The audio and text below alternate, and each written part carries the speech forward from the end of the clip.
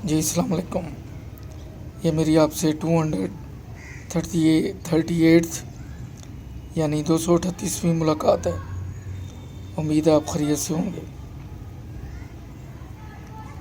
یہ 2002 سے 2005 تک کا دور ہے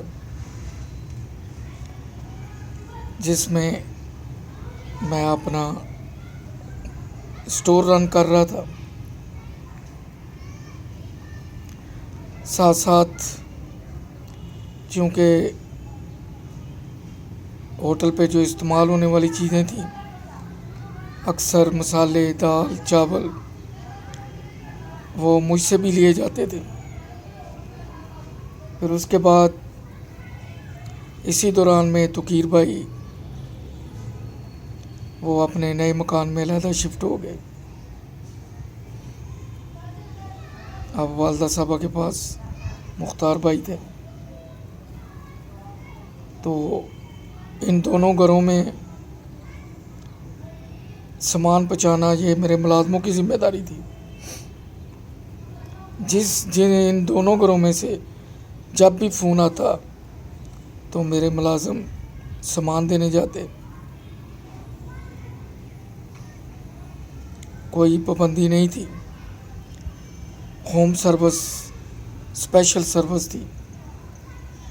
جو سامان بھیجتا تھا وہ لکھ لیا جاتا تھا اور بعد میں اس کی پیمنٹ ہو جاتی تھی. پہلے سسٹم میں تو مجھے یاد ہے 2011 تک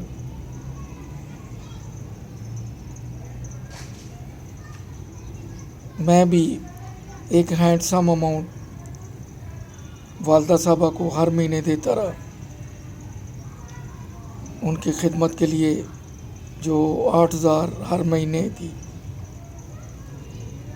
اور جب توقیر بھائی اپنے نئے گھر میں شفٹ ہوئے اس سے پہلے جب وہ مختار بھائی کے ساتھ رہتے تھے تو وہی ٹیلی فون کا بل ادا کرتے تھے, وہی گیس اور بجلی کا بل ادا کرتے تھے, وہی میرے پاس گروسری کا تمام بل پے کرتے تھے. حالانکہ ان دونوں کی کاروبار میں 50-50 کی پارٹنرشپ تھی. اس درمیان میں کمیٹیاں بھی ڈالی جاتی تھیں. میرے دوست ہی تھے جن کے پاس کمیٹیاں تھیں اور جب ڈیٹ آتی تھی تو مجھے پتہ چلتا تھا جی آج کمیٹی نکلنی ہے. اور وہ کمیٹیاں کافی صحت مند اماؤنٹ ہوتی تھی جو آدھی آدھی کی جاتی تھی, یعنی دونوں بھائیوں کے درمیان, جس سے میرا کوئی تعلق نہیں تھا.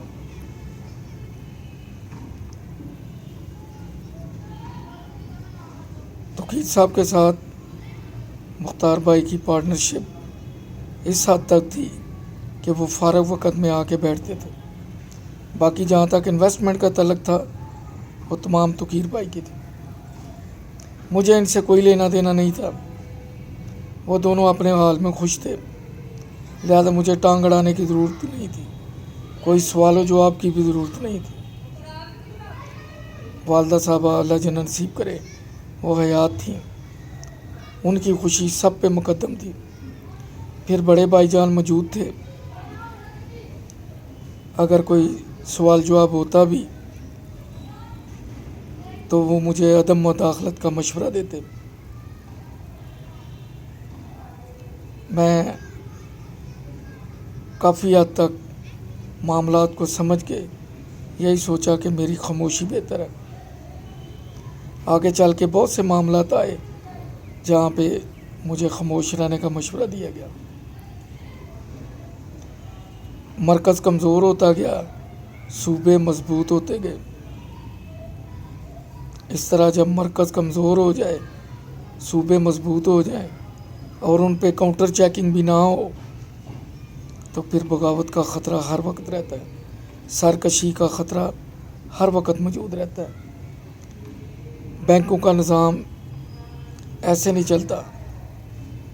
ہر انٹری 2-3 رجسٹر سے ہو کے گزرتی ہے تاکہ کوئی چیٹنگ نہ کرے اوور رائٹنگ نہ کرے، امبیزلمنٹ نہ کرے، کاؤنٹر چیکنگ ہو۔ لیکن بدقسمتی سے ایسا نظام، جب کہ لاکھوں کی ٹرانزیکشن تھی، لاکھوں کا لین دین تھا، لیکن مجھے وہ جیسے جوہر میں کائی ایک کنارے پہ لگی ہوتی ہے، اس کائی کی طرح مجھے کنارے لگا دیا گیا۔ مجھے بالکل ٹچ نہیں کیا گیا۔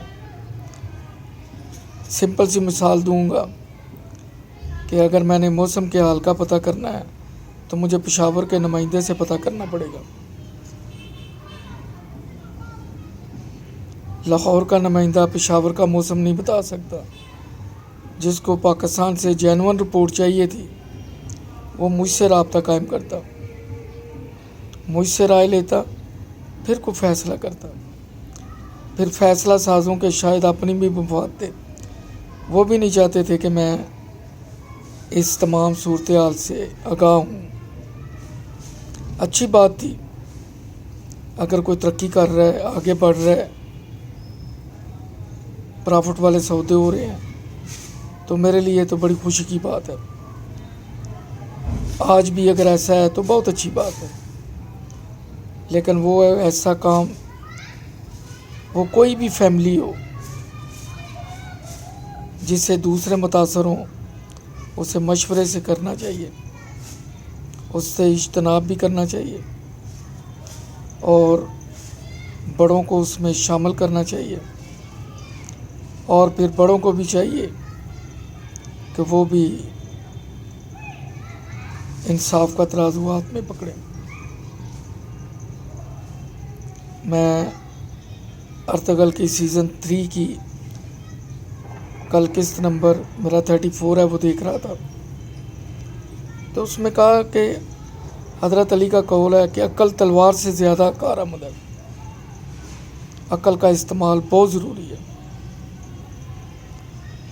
پھر اس نے کہا، نبی پاک کا حوالہ دیا صلی اللہ علیہ وآلہ وسلم کا، صلح حدیبیہ کا، کہ آپ کے ساتھی اس صلح نامے سے اللہ مجھے معاف کرے کہ وہ راضی نہیں تھے، لیکن جو اللہ کے رسول جانتے تھے وہ کوئی نہیں جانتا تھا۔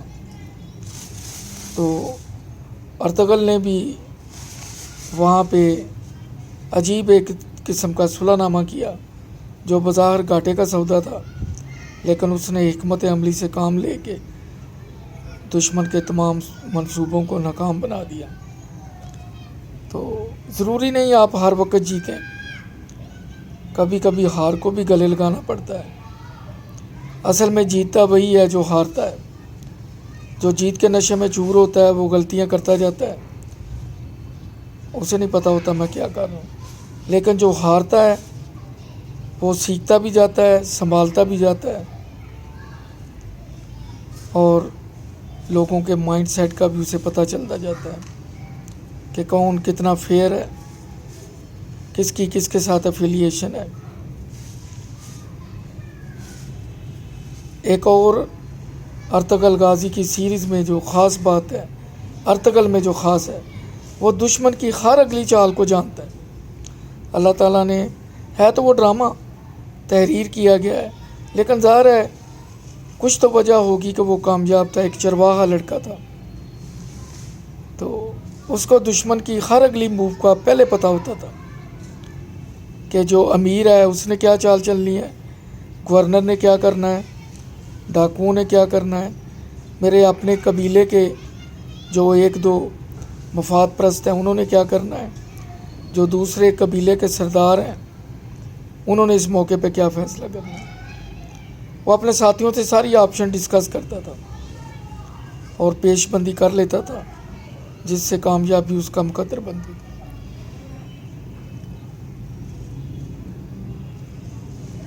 سیاستدان سارے ہیں، سبزی فروش بھی ہے، موچی نائی دھوبی، میں بھی ہوں، بس کنڈکٹر بس ڈرائیور بھی ہے، لیکن جو لیڈر ہے وہ بڑا مشکل ہے۔ لیڈر وہ ہیں جو خدا داد صلاحیتیں لے کے پیدا ہوتے ہیں، وہ صدیوں میں پیدا ہوتے ہیں، وہ روزانہ پیدا نہیں ہوتے۔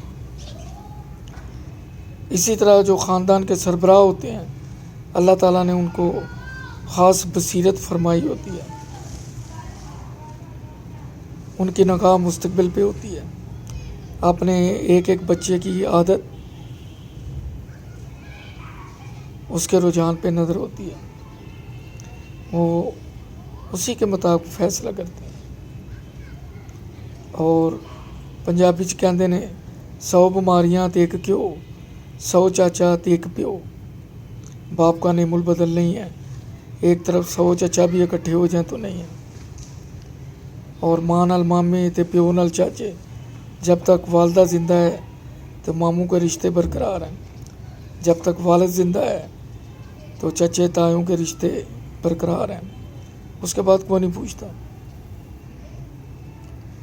ظاہر ہے ہمارے بزرگوں نے کچھ نہ کچھ تو پرنسپل بنائے ہوئے تھے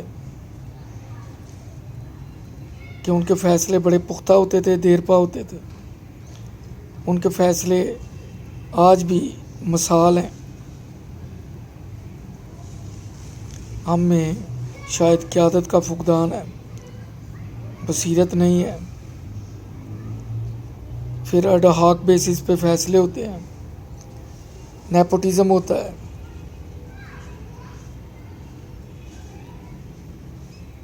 جو آگے چل کے بہت سی برائیوں کو جنم دیتا ہے۔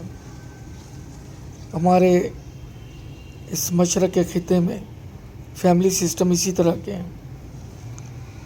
وہ جرنیلی سڑک ایک پروگرام لگتا تھا BBC سے آج سے 30-40 سال پہلے، اس نے کلکتہ سے لے کے پشاور تک سفر کیا BBC کے نمائندے نے، اور جس طرح میں بایوگرافی ہے اس طرح اس نے بھی اپنی تمام رودات BBC پہ روزانہ نشر ہوتی تھی۔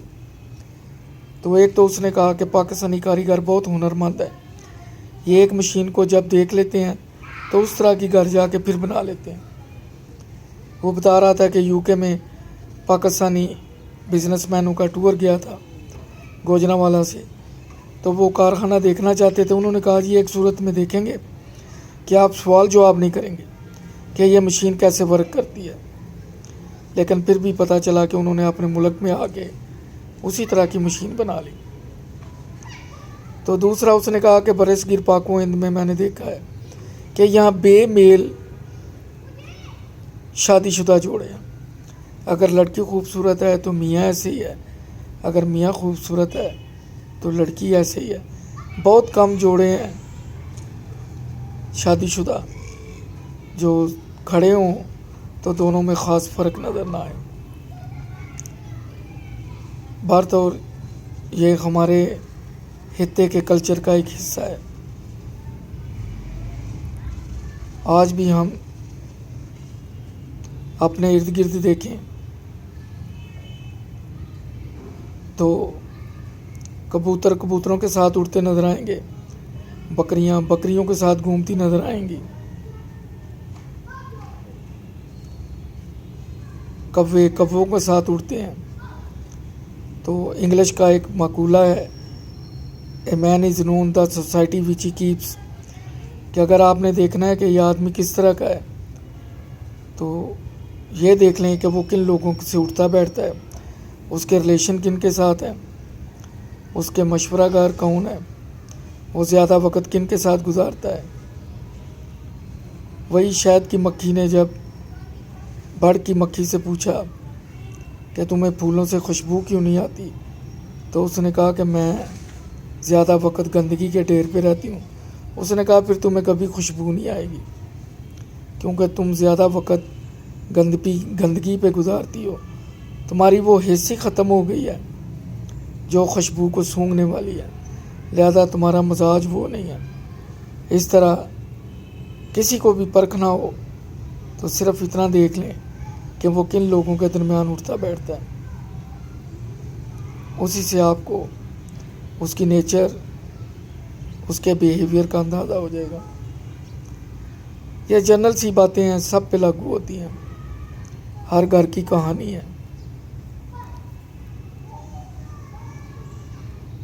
دوران گفتگو کو غلطی تو معذرت چاہوں گا، انشاءاللہ اگلی ملاقات اگلے ایپیسوڈ میں ارطغرل غازی وقت ملے تو ضرور دیکھا کریں، بہت کچھ سیکھنے کو ملے گا کہ ہمارے اجداد اسلاف انہوں نے اسلام کی خدمت کیسے کی، کیسے کامیابیاں سمیٹیں، اور انصاف کرتے وقت انہوں نے یہ نہیں دیکھا یہ میرا والد ہے، یہ میرا بھائی ہے، یا میرا بیٹا ہے، یا میری بیوی ہے، ایک ہی تھا کہ سر قلم کر دیا جاتا تھا۔ اللہ تعالی ہمیں بہتر راستہ دکھائے۔ دوران گفتگو کو غلطی تو معذرت۔ اللہ حافظ۔